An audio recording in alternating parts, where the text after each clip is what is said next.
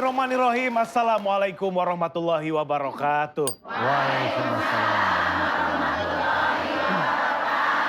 Ibu-ibu jamaah, bapak-bapaknya juga sehat semuanya?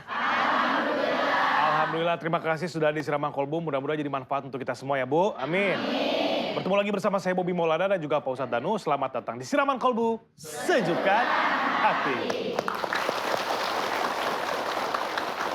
Selamat datang yang pertama dari Majelis Taklim Dakhwatul Islamiyah Bogor. Assalamualaikum warahmatullahi wabarakatuh. Waalaikumsalam warahmatullahi wabarakatuh. Majelis Taklim Baitul Amal Banjar Patroman.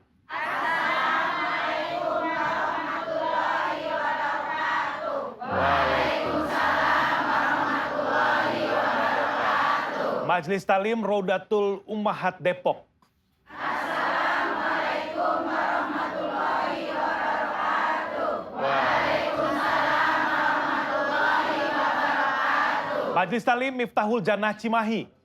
Assalamualaikum warahmatullahi wabarakatuh. Waalaikumsalam warahmatullahi wabarakatuh.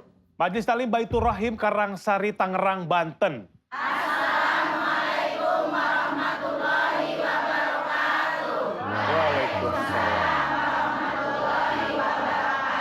Bapak-bapak silakan berdiri boleh Pak. Ucapkan salam silakan. Assalamualaikum warahmatullahi wabarakatuh. Waalaikumsalam warahmatullahi wabarakatuh. Ya, si Bona pandai mencontoh. Dia contoh PRCA-nya. Seorang pemimpin adalah contoh. Janganlah kamu menyalahgunakannya. Tema kita pagi hari ini bagus sekali, ketika pemimpin berkhianat. Seperti apa ketika pemimpin berkhianat? Pak Ustadz silakan Tosya. Bismillahirrahmanirrahim. Assalamualaikum warahmatullahi wabarakatuh. Waalaikumsalam warahmatullahi wabarakatuh. Amin ya rabbal alamin. Tema kita bagus-bagus ngeri nih. Ketika pemimpin berkhianat. Iya. Kita sebagai seorang laki-laki pemimpin dalam keluarga, ya. Ar-rijalu qawwamuna 'alan nisa. Laki-laki itu pemimpin dari wanita. Itu berarti laki-laki dalam suatu keluarga, dia wanita itu istrinya, kemudian ada anak-anaknya. Dan yang jelas pemimpin juga mempunyai sifat ku anfusakum wa ahlikum naro. Jagalah dirimu, diri kita, dan keluargamu, keluarga kita dari api neraka. Berarti kita dan keluarga kita itu yang paling kecil ya. Kalau kita jadi pemimpin, kita dengan pokoknya jadi bupati ya, kita dengan wilayah kabupaten kita, kita di provinsi kita, ini gubernur ya, kita di negara ini itu harus benar-benar mencoba untuk mengarahkan kepada, kalau muslim loh ya, maaf loh ya, ini yang muslim nih, harus mengarah pada agar pemimpin dan rakyatnya itu tidak masuk ke dalam neraka. Itu kuncinya. Nah, ini yang memang susah sekali. Apalagi mengelola negara. Susah, memang susah. Tetapi kalau sudah punya niat ingin membentuk negara, ya sudah, emang tanggung jawabnya harus dipanggul maksud saya. Harus dipanggul tanggung jawabnya, karena dia sudah mempersiapkan dirinya. Dan memimpin yang seperti itu, memang kalau di zaman sekarang seperti itu. Kalau zamannya Nabi, zamannya sahabat Nabi, itu pemimpin itu malah ditunjuk. Jadi dia tidak mencalonkan diri, tetapi ditunjuk. Karena kalau pemimpin sudah mencalonkan diri, biasanya kurang amanah. Biasanya. Nah, karena kita hidup di zaman sekarang, ya sudah. Ya, di sini kita harus belajar bahwa membina diri kita dan rakyat-rakyat kita, saya anggap semua rakyat-rakyat, itu harus benar-benar ada di jalan Allah Ta'ala. Harus benar-benar ada jalan Allah. Harus adil. Ya.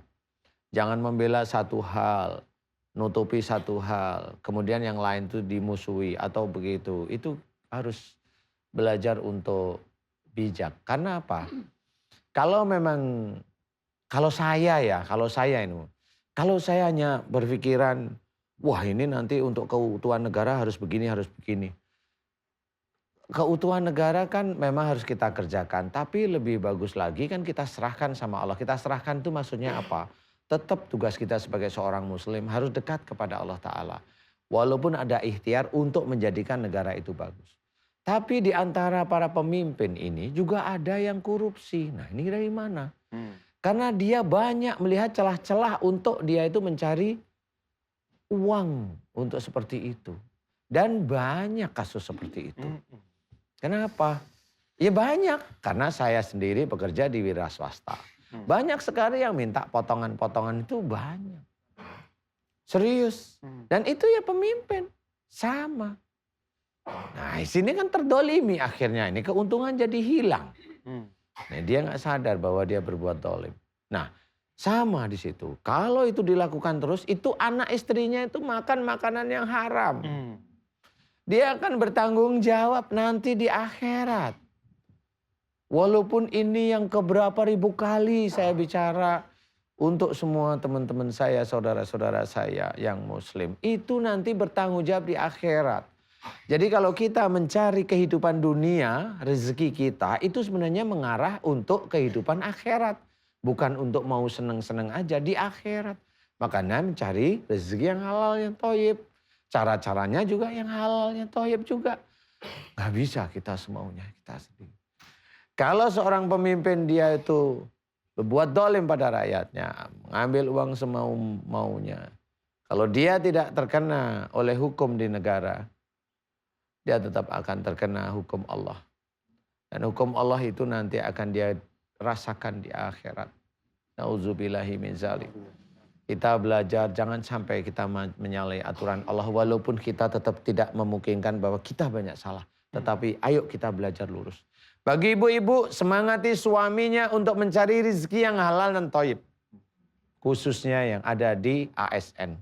Ya, harus. Jangan hanya pingin itu, pingin itu, pingin itu. Akhirnya si suami malah pikirannya mau korupsi. Jangan. Betul mulai saat ini. Akhir zaman udah dekat. Kita nggak akan bisa kemana-mana lagi. Mudah-mudahan ini bisa manfaat. Khususnya bagi diri saya sendiri yang mencoba untuk saya ingatkan. Dan juga ibu-ibu pemirsa yang saya sayangi. Mudah-mudahan manfaat. Amin ya rabbal alamin. Amin. Allahu a'lam. Terima kasih Pak Ustadz tausiahnya. Insya Allah ini sangat bermanfaat untuk kita semua ya.